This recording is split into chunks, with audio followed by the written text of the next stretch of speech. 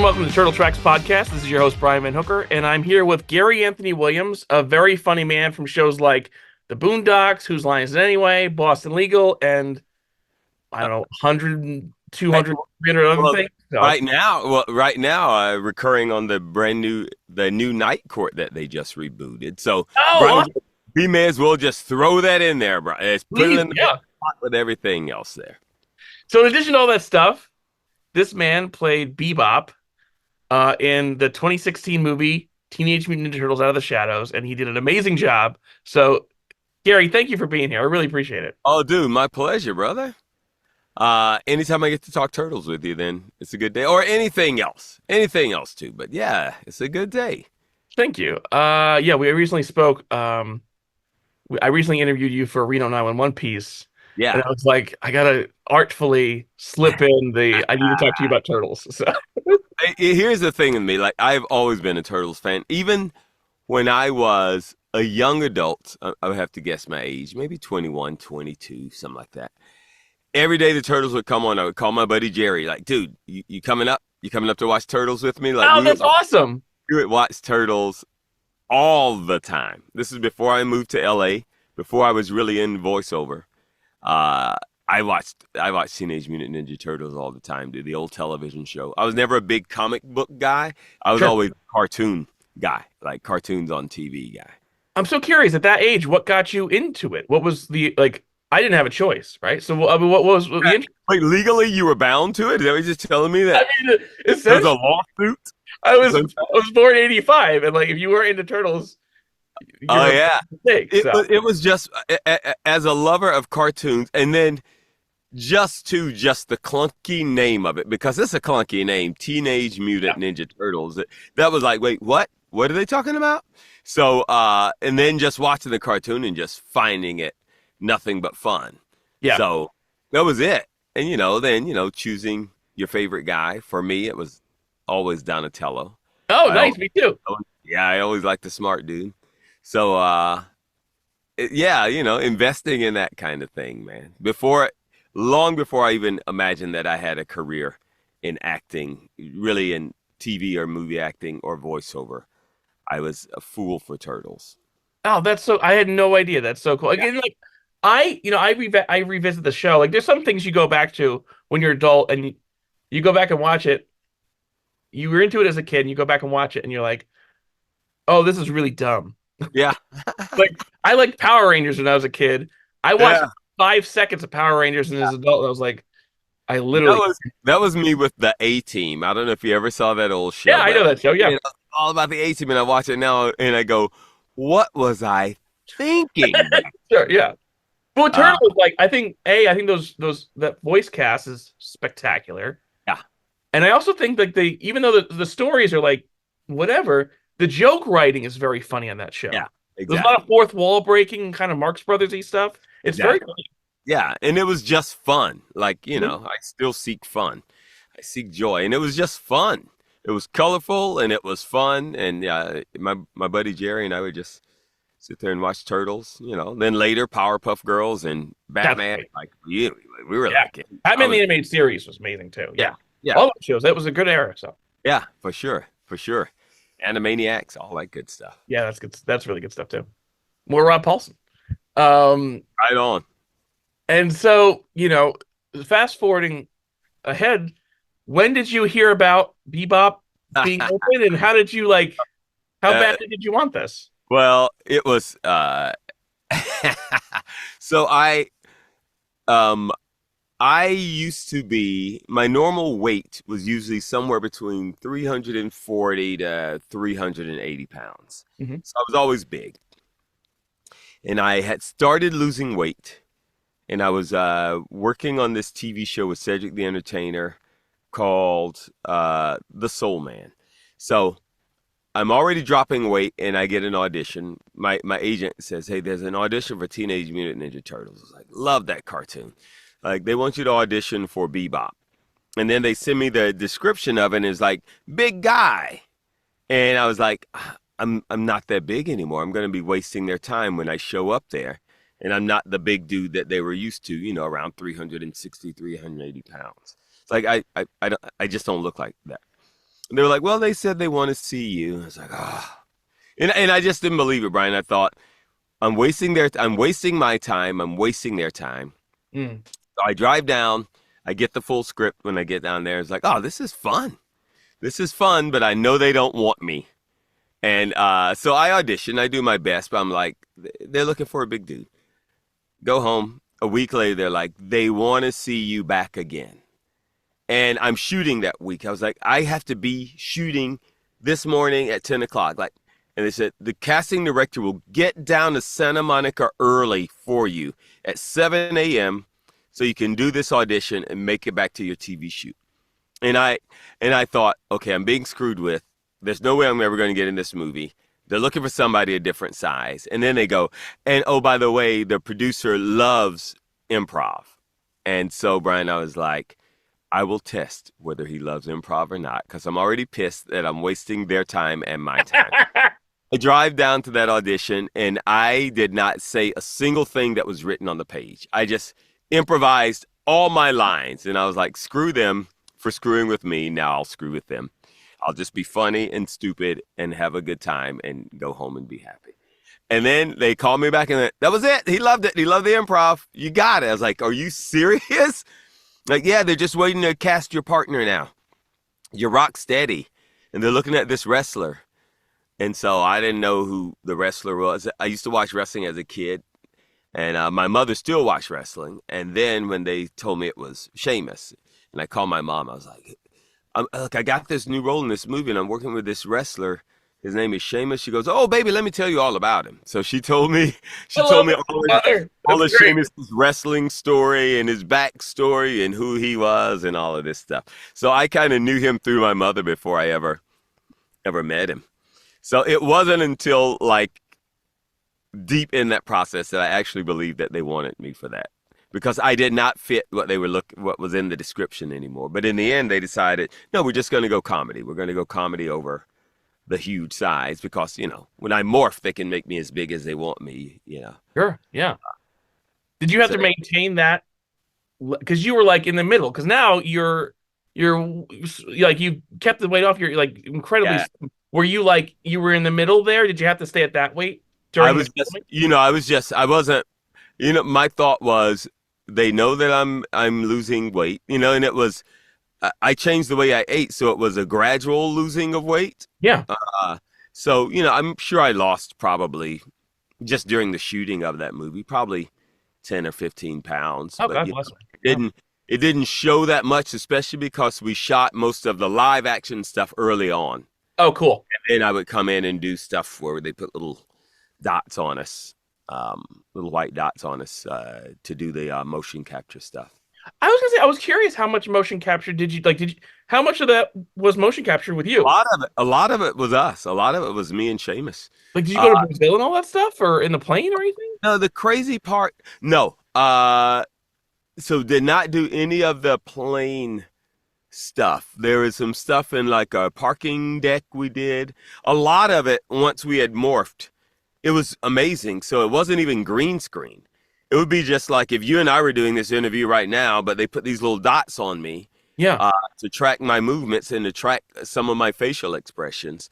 But I was still like in front of you in person, and then they would CGI me out of there and CGI the monster in with my body movements in I there. was so curious because I wasn't sure that they did that, but I knew you improved a lot, so I was like, "Oh, how does that work?" Because you can't improv in ADR. So I was so curious about how they made that. Okay, so you were there doing a lot of the motion capture. I didn't We were realize. there doing a lot of the motion capture, and then Oh, we did go back in ADR. Both of us. They had the great idea of let's have them do it together instead of one at a time. Like a lot of time. I know all your fans are super smart, but like ADR, when you have to additional dialogue replacement, you have to go in and change some dialogue or add some stuff or punch up a joke or whatever. So they would bring Steven, Shamus, and I in together. So we got to just improvise together because they love that energy of us just screwing around constantly with it, which we did on and offset. Like the day we met, Shamus was like, I got to go to the gym, but as soon as I do, then let's go grab a beer. And then that's the day I learned don't try to keep up with an Irishman in a bar, and definitely don't try to keep up with him in a gym. I mean, what Uh, is he like 400 pounds of muscle? I mean, he no, must have to keep up he's with. all muscle. Like we would get off, he would we would shoot all week. He'd have to go wrestle. He'd show up early Monday, usually on zero sleep. We'd shoot all day. He'd go to the gym, and then we'd hang out. We'd hang out and have a whiskey or a beer or whatever. Like we were constantly together, just being stupid, having fun, like genuinely, like not faking it. It was like, oh, we're buddies now. I love that. I mean, you feel it in that movie. Like the best thing about that, because I love Bebop and Rocksteady. Outside of the four turtles, they're my favorite characters. And Yeah. I knew you from Boston Legal and Malcolm in the Middle and maybe a couple other things. So when they announced you, I was like, oh, he's perfect for this. And then they announced this wrestler who I didn't know, and I was like, oh, I hope he's good. But I knew Bebop was in good hands with you. And then I see the final result, and it's so much fun. Like you guys It was fun. perfectly captured those characters. It was so It, great. it was genuinely just it was such a good time. And my son came up to New York to hang out on the set for a couple of days. So that's just definitely a special memory. And then after that, like Shamus and I became good buddies. And whenever he was wrestling here in LA, he was like, yeah, I got tickets if you want to bring Ethan out to some shows. So, we would go Oh, root for the thanks. bad guys because he was a bad guy. And go backstage with all the bad guy wrestlers, hang out with them. So it was just a stupid good time that never stopped. Did you when you uh were preparing for the movie, did you go and like watch any of the old cartoon or any of that stuff? I, Like, I downloaded all the old cartoons, the entire series. oh, I love this. Then I went to the comic book store and bought all the different looking Turtles comics that I could because I wanted to be able to, some people say borrow or pay homage to, I just wanted to steal. I wanted to steal any good thing. I wanted to make it my own thing, but I wanted to like, wait a minute, there's some good stuff going on in these cartoons and in the comics, then I want to be able to steal all I can from that stuff. And I grew up we raised and slaughtered hogs. So I was like, Research. I was trying to put as like I was like doing all the hog study that I could in my mind of I want him to be a little bit animalistic even as a human being, just a couple of little traits in there throw in, and a couple of things he did as a human to use to carry over to when he morphs. No, I was serious about it, man. It I was love like this is an opportunity to play something that I not grew up as a young man, like watching. Like now I get to be a part of this whole universe. Yeah, I was psyched about that. I wish they had done another round with that Bebop and Rock. I just wanted the spin-off movie. Forget the turtles for that. I just wanted those two. Yeah, they're so dumb and fun to They're watch. great. Like there's so much like that. They're every scene with them was just I mean, there's so many little things like when they get transformed and the first thing they do is check their dicks, Check which your junk. You got to check your junk. that's I mean, you, Uh, you so get it, fun. right? As a guy, like that would be one of your first things that you're making sure is Yeah, fully yeah. wrapped. What's happening? It was so fun, and we got to do like some of the like. There's a fight scene in the prison van that the two of us got to do together. Which he's a wrestler, like he likes fighting, you know. And we were handcuffed during that fight scene, so that was super fun, like really tiring and really fun. But the idea that we did get to do a lot of our own, just you know, the motion capture stuff and some of the stunty kind of stuff, and especially the fighting stuff. I always love any chance I can do that kind of stuff. So that was great to actually get a chance to do that. Here's a question for you. So you said you picked up some comic books too. Yeah, Among them, did you pick up Bebop and Rocksteady Destroy Everything? yeah, I have that one. Yeah, I knew it because that movie came after that series. And I was like, this feels like it has a similar feel to it. yeah, I got that one. Oh, another funny part is, so I go to this coffee shop a lot. It's called M Street Coffee in the Valley here in California, and I've met just the greatest people in there. People I've worked for, worked with, hired, and they're just all kinds of cool people. And one day I'm in there, and there's this black artist named Todd, and we were talking. He's like, "So what are you working on?" I was like, "Oh man, I just got cast in this movie. What is it? I got the Teenage Mutant Ninja Turtles." He goes, "Who are you playing?" I was like, I'm playing Bebop. He goes, let me show you what you're going to be doing. He was the storyboard artist for it. So I was like, are you kidding me? So he showed me all these great shots of the stuff that he had been storyboarding of my action sequences. It's like, yeah, no, dude, I'm drawing all your action sequences right here. Oh, that's awesome. So awesome. So awesome. Yeah. Did you get to see what your Bebop would look like prior to you getting to? Because of him. Oh, Because wow. the That's first cool. shot I saw of it was him. Then once we got on set that first day, then they showed us some little statuettes that they had created of Oh, them. nice. They Uh, looked great too. They just felt oh like yeah, straight out of the cartoon, those it was characters. great. It was great. I loved it, man. I'm Loved it. curious how much of like if you were to give a number, which I'm sure is hard to do, but like how much of you would you say of the dialogue that you and Shamus had was written versus improv? Probably 50-50. I mean, they let us improv. They let us improv as much as we wanted to, because was Oh, David Green was directing that, right? Hold on one second. Let me look I something think up. so. I hate to get people's names wrong, and I'll tell you why it is special for me. I am on my computer device.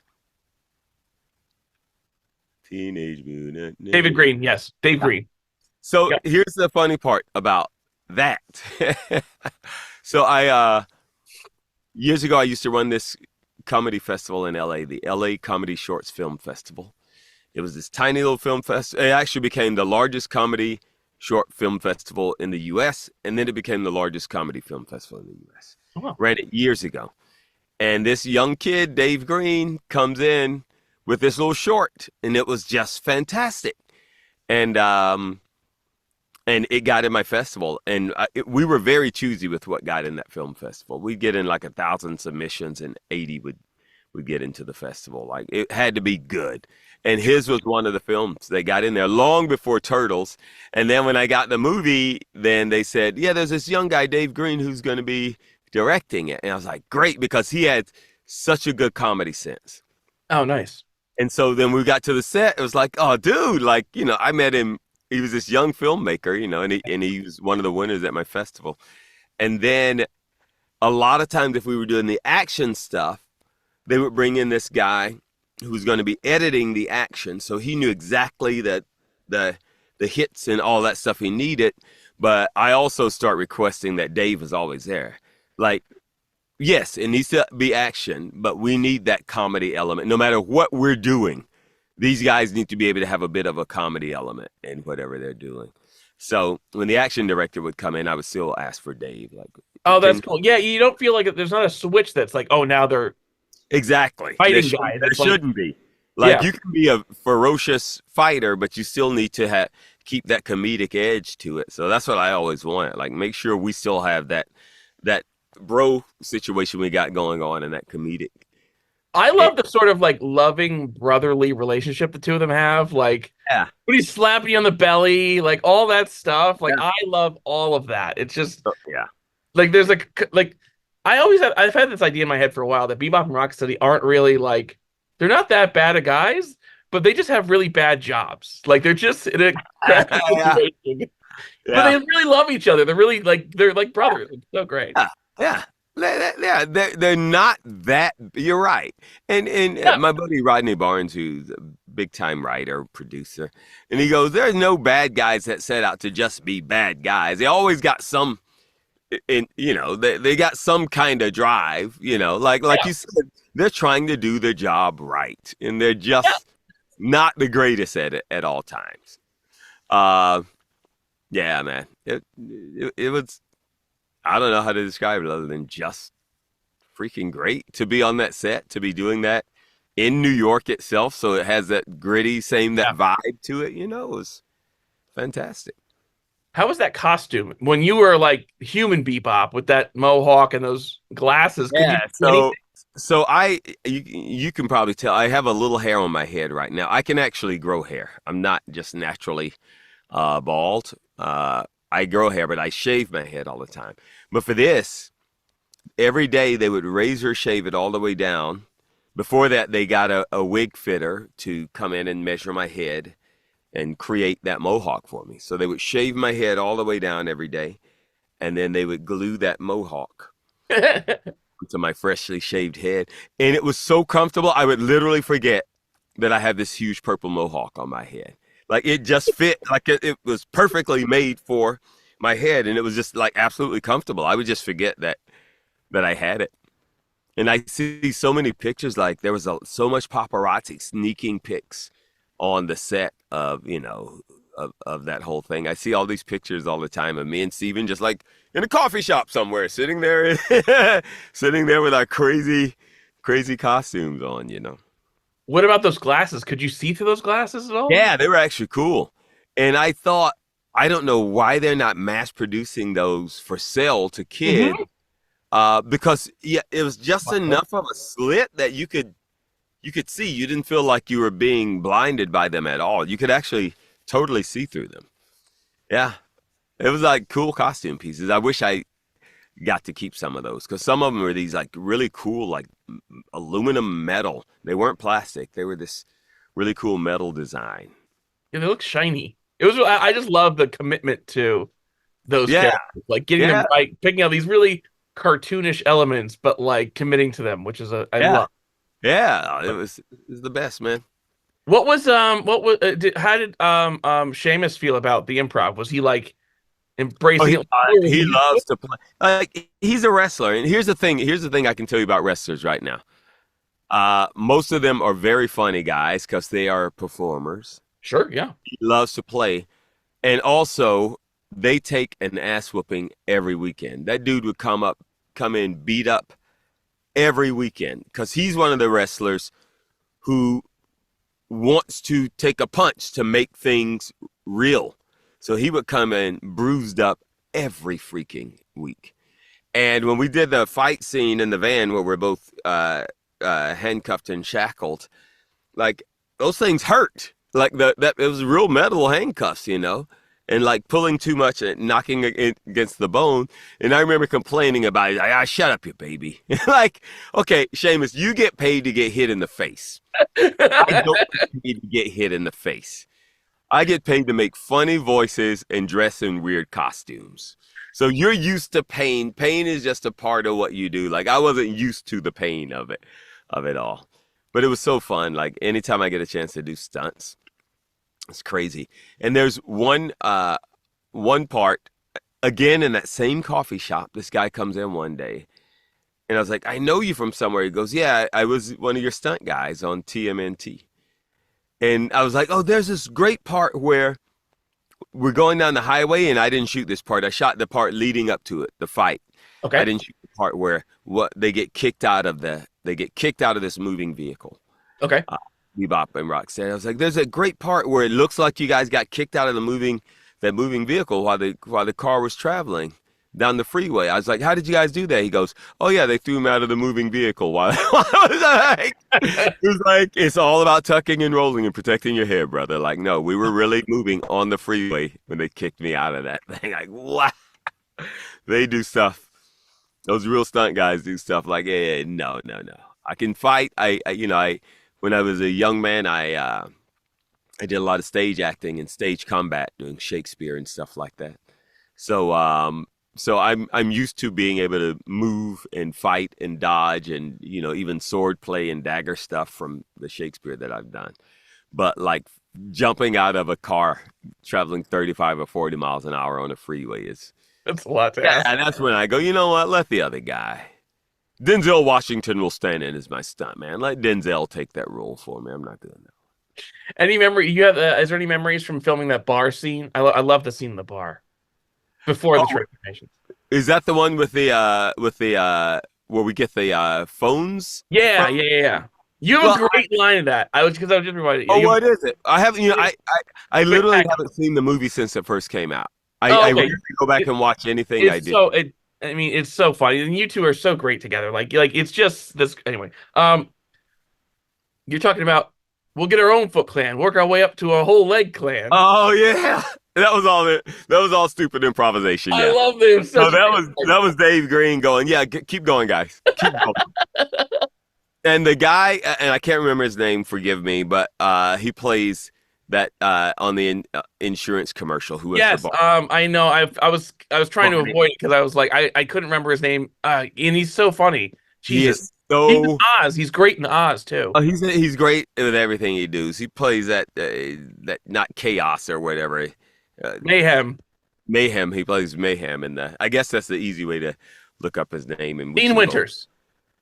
Dude is so hilarious. And in that scene, like, it was so much breaking up because we were trying to be such badasses with him, and he's just as badass, and he would never give in, like, as we were doing it, especially all the improv stuff that we were just doing that day. And it was just like a guy who was like, I'm not putting up with your bullshit. It was just that attitude from him all day, you know.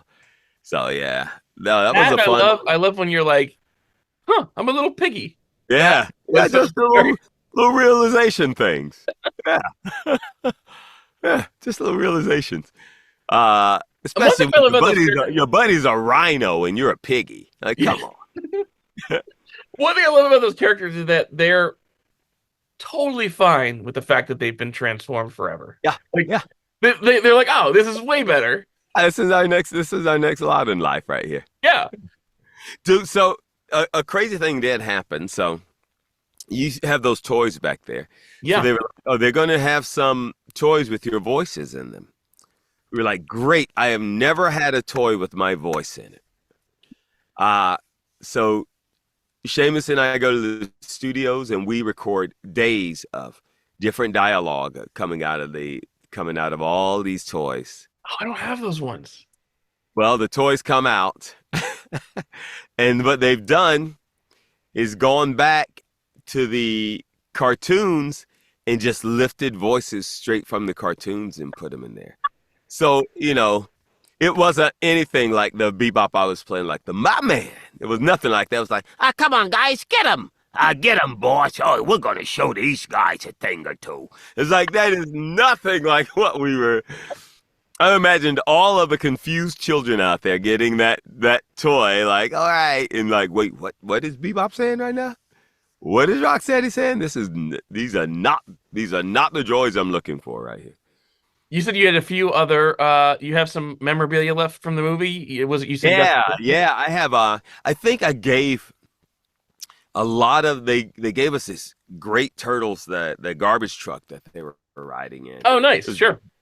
And my little neighbor Josh, who used to live right next door to me, I gave it to him because he was infatuated with first Turtles, and secondly, and more importantly, garbage trucks. He loved garbage trucks, so I gave him that one. But I still have a picture. I have one with motorcycles in it.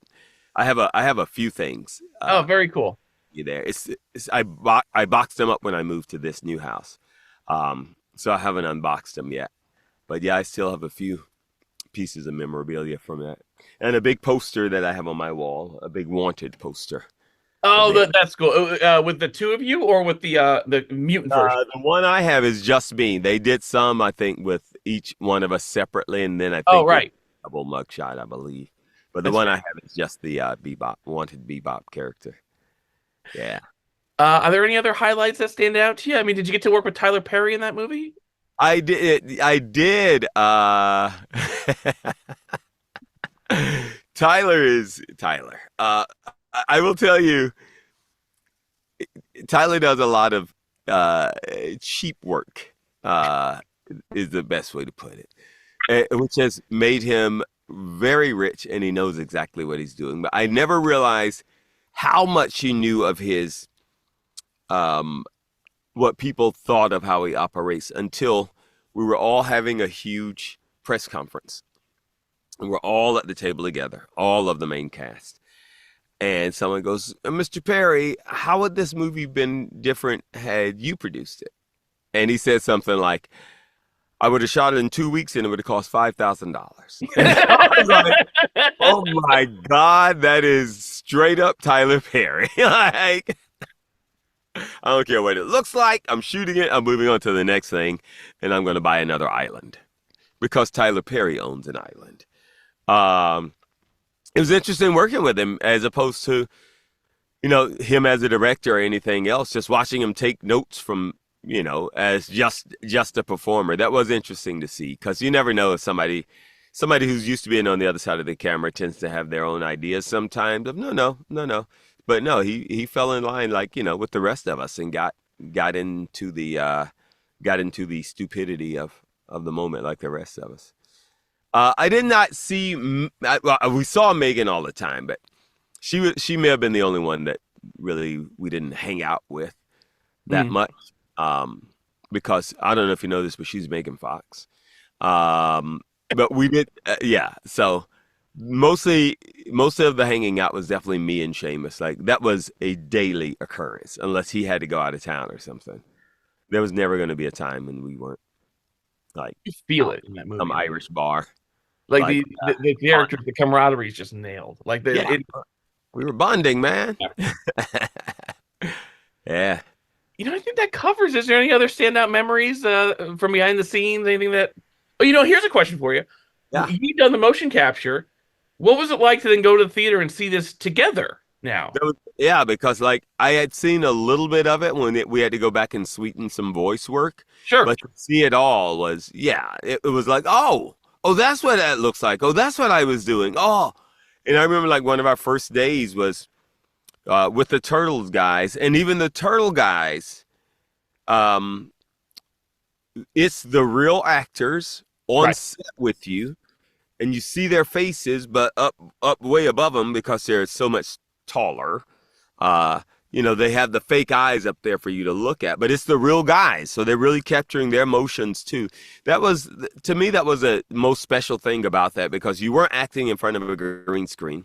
We were at the Natural Museum in New York, Oh, like right. Yeah. literally in that space, walking around as human beings, but with these little dots on us that they were going to later lift our bodies out.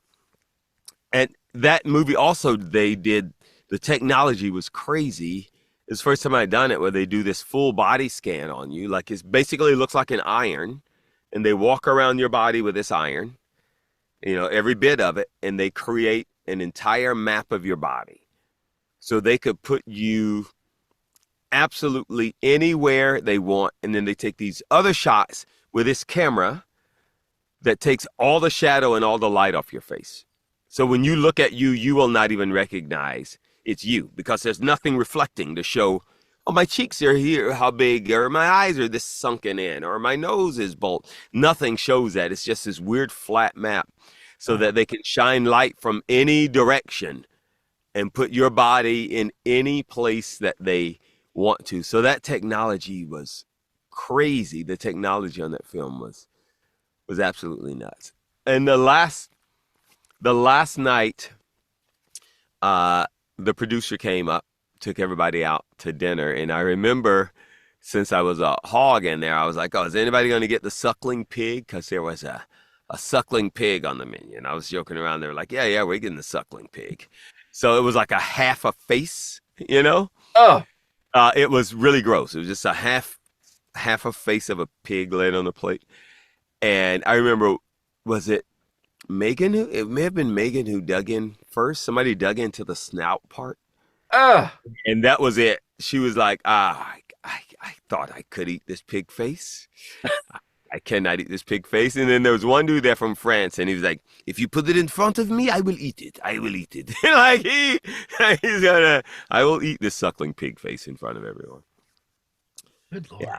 So yeah, it was, I think more than anything, my memory of that whole film was honestly just that whole friendship feeling of me and Seamus, like getting to do the action stuff, but just that whole we really get to screw around today. Like we would read the scenes, but then it was definitely, oh no guys, screw around, play. They just wanted it as playful and natural for us as possible.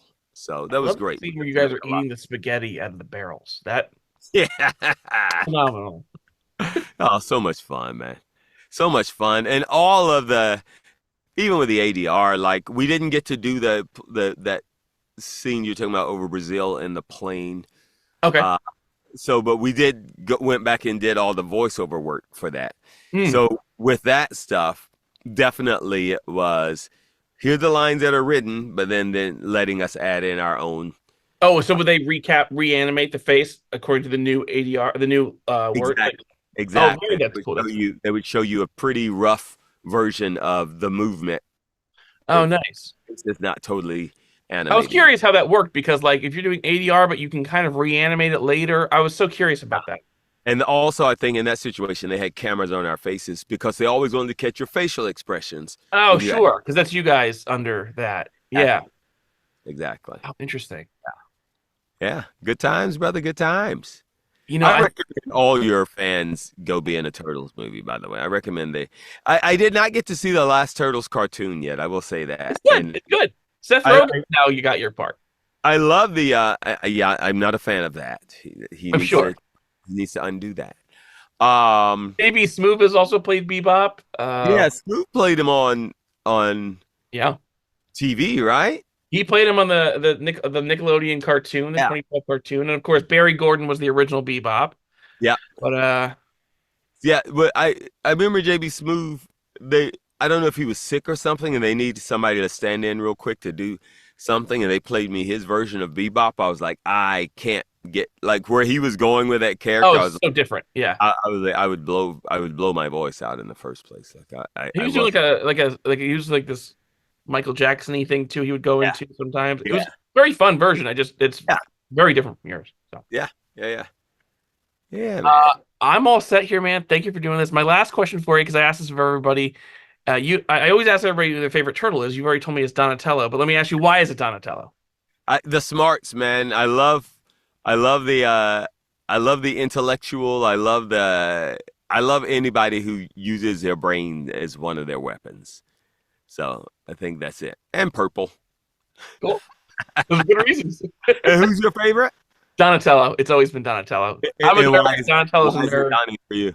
I think I've always been a nerd. Donatello's a nerd. I think there was a Yeah, simple. yeah. It's the smart. I used to say because it's smart. And I was like, I don't know if I'm. I mean, I'm not like I don't know how to like I like to think I'm smart, but I'm also like I don't know how like I think a TV works on magic. Like I don't know how that actually like I don't It works. understand any of that, but I like to think I'm It does work on magic. right. Like I could Clearly works on not magic. mechanically. Yeah, no, it clearly works on magic, and you're smart enough to know it works on magic. Yeah, exactly.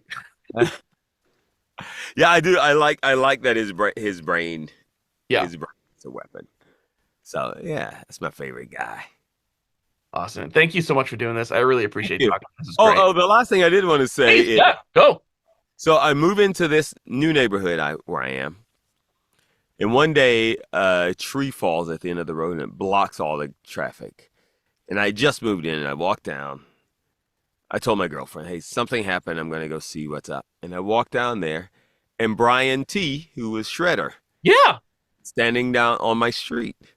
It's like, "What are you doing here?" He goes, "What are you doing here?" I was like, "I just bought that house there." He goes, "I live here." So we live like 5 houses down from each other, Oh, something that's like awesome. that. It's like, oh, dude. Yeah, it was maybe it was a couple of years after we had shot the movie, like Oh, that's so cool. That's great.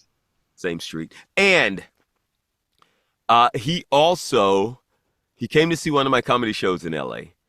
This was before then. I his wife was pregnant, and I leave, and the police are out at my car. I was like, "What's going on?" They were like, "Someone hit your car. Uh, like not your fault. It was parked. Someone hit it, but the guy left. He had to leave. His wife is pregnant, and she was having contractions. They hit your car, but they wanted you to know." And it was him. So it was a message from Brian. "Sorry, I ran into your car. Morelli's pregnant. She's having contractions. We're trying to hurry her to the hospital, and I hit your car." The shredder hit Bebop's car. I love Yeah, that. yeah, yeah. First his tree falls and blocks the street. No, first the car, then his tree falls and blocks the street. I love that. That's fantastic. Shredder's trouble. He's trouble, that's what I'm telling you. Gary, this is wonderful. Thanks so much for your time. This Thank is you, brother. Always good talking to you, my friend. Take care. Bye. Bye.